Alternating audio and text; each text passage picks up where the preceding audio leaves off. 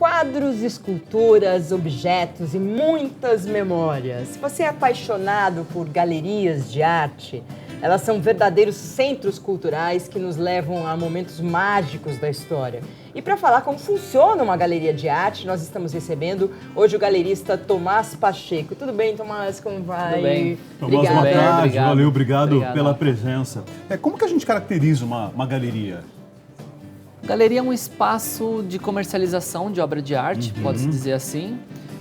Só que é um comércio um pouquinho diferente do comércio tradicional, porque quando a gente trabalha com arte, além do simples comércio, envolve a articulação da carreira do artista.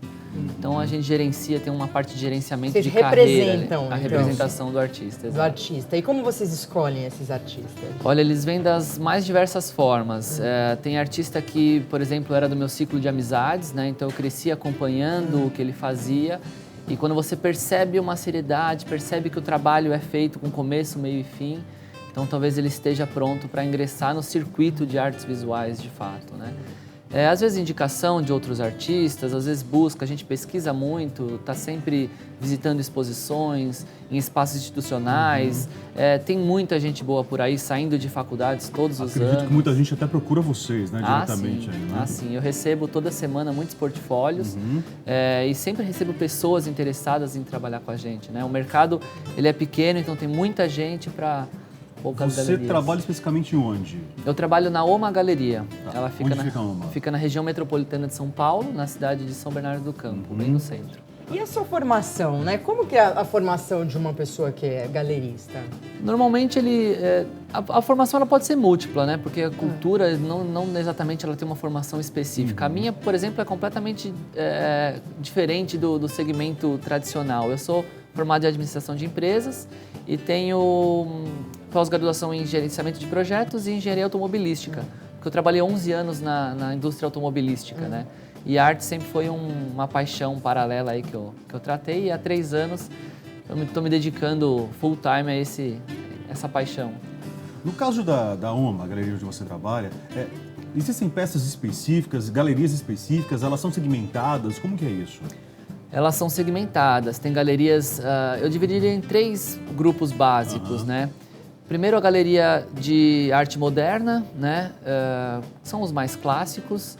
Existem as galerias de mercado secundário, que não necessariamente são a primeira venda, não é a representação do artista, né? Ela compra e revende obra. E a galeria de arte contemporânea, que talvez seja a mais convencional. No caso da Uma Galeria, é uma galeria de arte contemporânea, mercado primário. Então eu represento os artistas, tudo que eles produzem, eles trazem para a galeria e a galeria trata de... Nós temos até uma foto aqui, né, para mostrar para vocês aí de casa, né? Olha que justamente bonita. isso, né? Vamos ver. Vai mostrar na tela, vai abrir? Já vai entrar. Isso. Muito interessante. Essa é moderna, né? Isso né? Isso é uma exposição do Thiago Toys, que teve na galeria, um artista multidisciplinar, ele combina escultura, quadros aí do Andrei Rossi. Nossa, muito interessante, adorei, muito legal. E o Brasil consome arte, compra arte, assim, ou só os muito ricos? Não, é uma crescente. A Uma Galeria, por exemplo, como o Rafael perguntou de segmentação, nós trabalhamos com jovens artistas, então pode-se dizer que é a entrada para o mercado de arte, né? Lá você pode consumir uma obra a partir de R$160 até R$25 mil. É acessível, então. É bem acessível. Porque quando a gente pensa em arte, né, naturalmente as pessoas pensam... Uma menininha, olha que bonitinha. Olha o encanto, né? O sorriso aí, bonitinha. né? A gente pensa realmente... na decoração, na estética, em agregar valor ao ambiente, né? Sim. E muitas vezes a gente paga um valor até mais que R$160, né? Num vaso, num algo que não tem valor algum pra gente, né? Esse é valor artístico, uma questão cultural, uma questão cultural e constante dentro da galeria. De fato, a gente mostra que a obra de arte ela é muitas vezes um investimento, né? Principalmente quando consumida dentro da galeria, porque o cara pegou aquela obra, aquela escultura, fotografia, levou para casa dele, a peça está aparentemente parada na casa dele, mas por trás do artista a galeria está trabalhando porque e promovendo. Porque o artista está evoluindo, né? E ele está se valorizando. Eu tenho artistas na galeria, por exemplo, um dos que passaram nas imagens, o Thiago Toys, ele expôs em 2013, foi a primeira exposição individual dele em São Paulo. Foi 100% vendida a exposição. De 2013 para cá, ele expôs em Dubai, em São Francisco, ele foi para a Alemanha, expôs em Paris. Nossa, quer dizer, a pessoa legal. que consumiu Lá em 2013... Lucrou. Hoje a obra dele vale mais. Então, e como que começou a sua paixão pela arte? Já que você vem de um segmento totalmente diferente. É verdade. Dentro de casa, meu pai é engenheiro, minha mãe é arquiteta, né? Então a parte cultural veio, de fato, da mãe. Ela sempre estimulou todos os tipos de trabalhos manuais, bordado, pintura, desenho. Isso foi um hobby para mim durante muito tempo. Aí o lado do pai me fez seguir para administração, para engenharia, para o lado da indústria automobilística, que é muito forte na região onde está a galeria. E por conta da carreira eu fui morar na Alemanha, né, onde eu tive acesso às principais galerias, museus, onde tem a Documenta de Kassel, que é o maior evento de arte contemporânea, né, do mundo.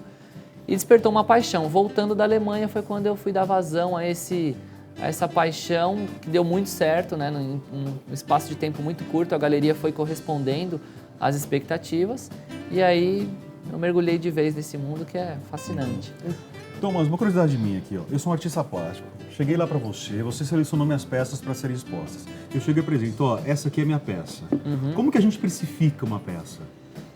São vários fatores, né? Primeiro, assim, quanto tempo você demorou para fazer essa peça? Qual que é a sua produção? Você faz uma peça por mês ou você faz 20 peças por mês? Né? Então esse é um fator para você começar a precificar. Isso tem diferença? Se você faz em série, tem seria um valor menor, seria? É sutil, sutil essa, não é talvez tão matemático, porque você precisa de um salário ao final do mês e o salário tem que ser baseado na sua produção, né? Lógico que assim, conforme você produz muito, aquela peça pode perder um pouco da exclusividade. Perdendo a exclusividade, claro, ela perde um pouco do valor. Né? Um outro fator, por exemplo, essa peça você gasta quanto para produzir ela? Então você vê uma fotografia, ela tem um custo, a tela ela tem um custo. Uma escultura do Giovanni Caramello, por exemplo, que é um artista representado, às vezes por peça ele investe 5, 10 mil reais por peça. Ou seja, a peça dele tem que ter um valor muito maior. E aí vão outros fatores, você faz a peça em tiragem, são várias cópias da mesma peça, uma peça única, onde você já expôs, em quais acervos estão o seu trabalho. Indo além disso, expus, valor R$200, Maria Cândida foi lá e comprou.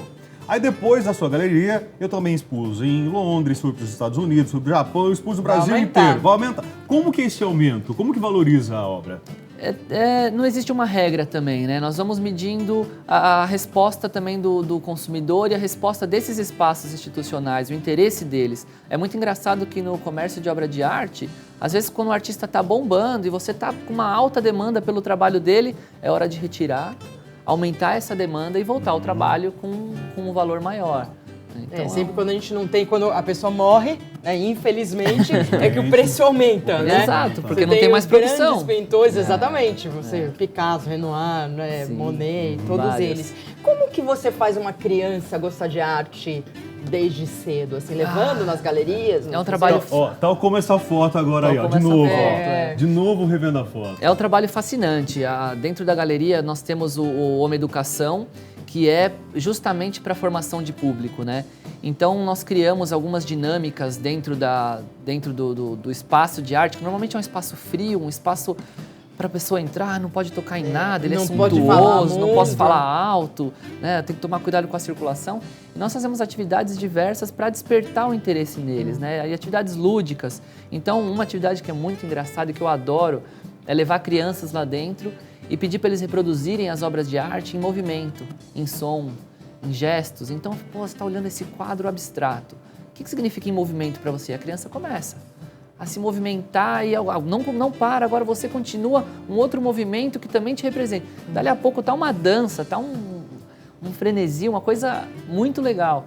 Então, você estimular essa vivência fora do convencional é o que, de fato, estimula eles a criar o interesse. Eu estou imaginando uma representação do quadro Grito aqui. Ah, já nossa! Não seria, né? Incrível. As crianças iam pirar, né? Você pedir para eles reproduzirem através de som o quadro Grito, seria sensacional. E aí ver o feedback deles No fundo, as crianças que são de outros países, principalmente da Europa, né, elas saem ganhando, porque tem muitos museus. E aqui no nosso país não tem. Você vê as cidades do interior, né? Você tem museus regionais, Aliás, assim, às vezes. né, a associação que se faz com o museu é que é um lugar Coisa de chata. quinquilharia, coisa chata, de Não é velhice, isso, de Tomás? poeira. Verdade. É justamente É verdade. isso, né? Por isso que a gente tenta subverter essa imagem, né? E levar ele para dentro da galeria e ver que ele pode circular, que ele pode falar, que ele pode gritar, que ele pode dançar dentro de uma galeria. Muitas vezes a gente traz visita guiada com os artistas, põe todo mundo sentado no chão para ver que todo mundo está ali no mesmo nível. Então a pessoa sai com uma legal. experiência diferente dali. Essa é... E ó, dica pra você, né, que não é de São Paulo, né, vindo pra capital paulista, né? Claro, conhecer uma também, né? Região Será metropolitana de muito São Paulo, bem-vindo. será Olha, muito tem aí bem-vindo. o sem dúvida. site, a Tem o gente já tá site aí, vendo ó, o site, omagaleria.com, exatamente, perfeito, tem o Facebook também.